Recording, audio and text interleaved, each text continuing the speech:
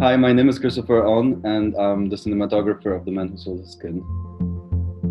The Man Who Sold His Skin tells the story of a refugee who has turned into a living piece of art in order to start a new life. When I first read the script, I was just blown away from how brilliant the idea was. And then I had a talk with Kauthar, the director, over the phone, and took the project right away. I really liked the contrast between the Arab world and Europe, and her background interested me a lot also. One of our goals was to have a movie that opens up visually the question of identity and who are we. I've tested many cameras and I really liked the skin tones of the Sony VENICE, and the internal MDs that it had felt also very practical to just gain time on set. One of the features that I really use a lot that sometimes play a big role in choosing the Sony VENICE are also the Rialto system and the switch you can have in camera between 4K, Super 35 or large format 6K. On The Man Who Sold His Skin, I needed to have a camera that is very compact and small because we worked a lot with reflections, and the only way of getting to those reflections was to have a body that is very small because of the tight places we had the mirrors in.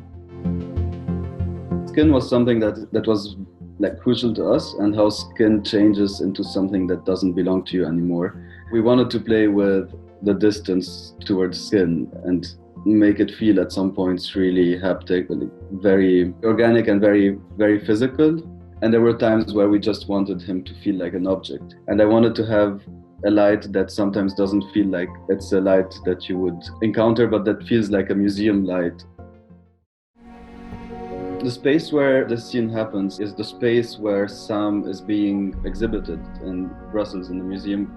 We wanted the space to feel very cold, but also like a science fiction space that has nothing human at all.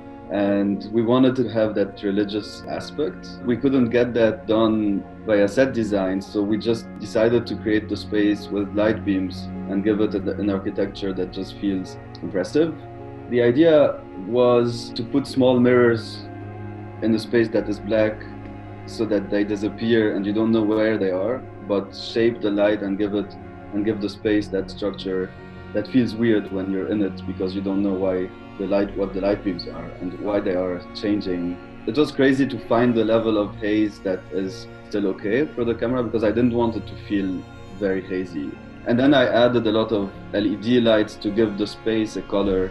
And this is one of the main reasons also I chose the Venice, because of the color reproduction that I could get, especially working with LED lights and going into like dark blue and red tones that are very hard to get. And I was very surprised, like working with those colors in post-production also, how much I could tweak them and how much I could get out of the image. Our approach was to make you feel that you're going into a museum or an art gallery and that you're looking at different pieces of art.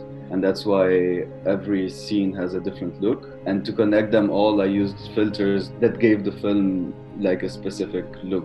I put 2 gradient filters from the top and bottom, so actually the whole image is colored except for the middle part. And it feels to me like an eye that, I don't know, as if you're just closing your eyes a bit, and it gave it something a bit analog, I felt.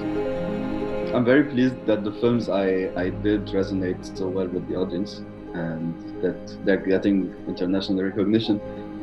The most touching thing for me is that the directors I've been working with are tackling very important topics and matters in their movies, and I'm super happy to see those low-budget films coming from small countries get worldwide recognition.